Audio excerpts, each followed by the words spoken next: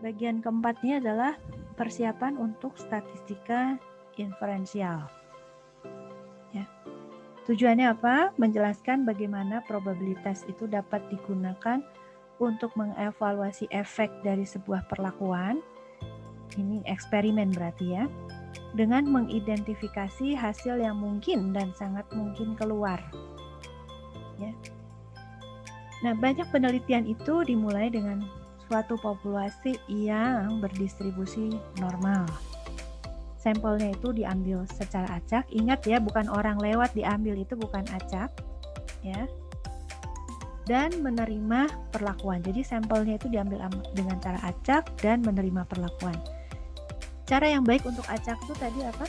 Dengan menggunakan undian, ya.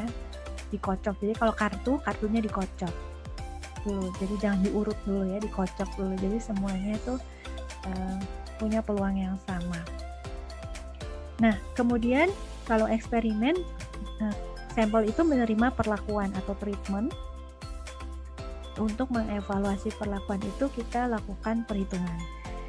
Nah, probabilitas itu digunakan untuk menentukan apakah sampel yang sudah diberi perlakuan itu berbeda secara nyata dari populasi. Ya.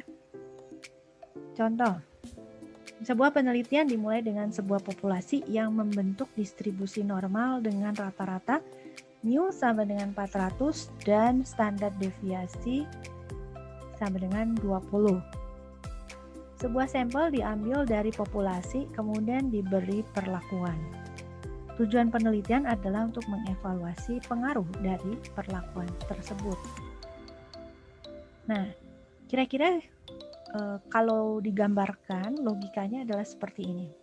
Jadi ada populasi berdistribusi normal, mu-nya 400, deviasinya 20. Kemudian kita ambil sampel. Nah, sampel ini kita beri perlakuan, ya. Dan harapannya sekarang sampel itu sudah tidak sama lagi dengan sampel yang sebelumnya. Jadi sampel dengan perlakuan, ya, atau sampel yang telah diberi perlakuan. Harusnya dia berbeda secara nyata, seperti yang di sini warna biru, di sini warna krem. Ya, harusnya berbeda.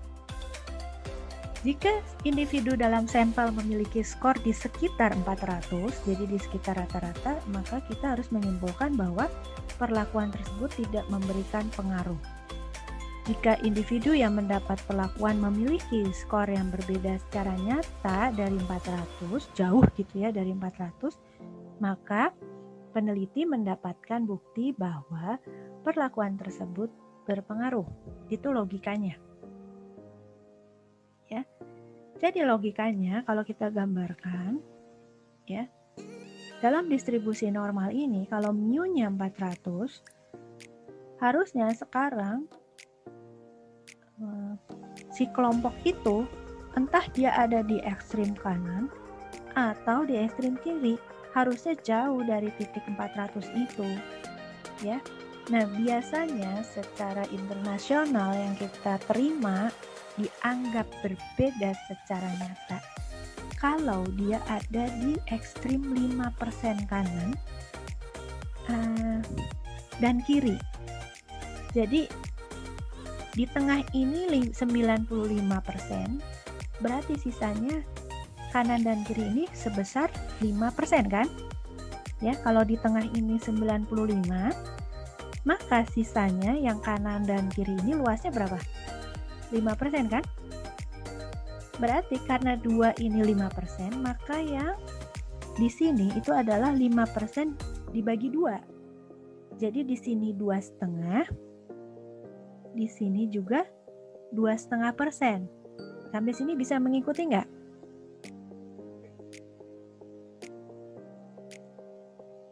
Kalau kita mau ambil 95% di tengah, ya, yang dianggap berbeda secara nyata itu kalau dia ada di luar dari daerah 95% ini.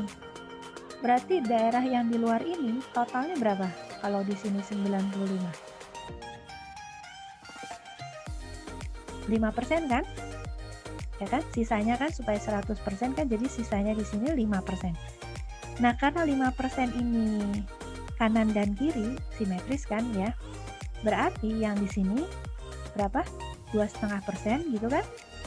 Dan yang di sini juga 2,5%. Nah, kalau dicari di tabel, 2,5% itu sama dengan z-score 1,96. Jadi yang titik sini min 1,96, di sini plus 1,96. Nah, itu yang secara internasional kita anggap sebagai berbeda secara nyata. Ya, itu logikanya. Ya, jadi ini di sini 2,5, di sini juga 2,5. Ya, oke, kita lihat dari demonstrasi halaman 177 ya. Sebuah populasi berdistribusi normal dengan rata-rata mu sama dengan 45 dan standar deviasi 4. Berapa peluangnya mengambil skor yang lebih besar dari 43? Dengan kata lain, berapa proporsi distribusi untuk skor yang lebih besar dari 43? Untuk menjawabnya, selalu kita mulai dengan gambar. Mu-nya 45, deviasinya 4, dan titik yang kita mau cari adalah 43. Ya. Karena yang dicari yang lebih besar, berarti ini membuat daerah body apa tail? Body. Betul, betul. Ini adalah daerah body. Ya. Kemudian yang kita lakukan adalah kita cari z-score untuk titik 43. Kita dapat z-score-nya negatif 0,5. Kemudian kita cari di tabel 0,5 untuk body itu sebesar 0,6915. Ya, ada pertanyaan?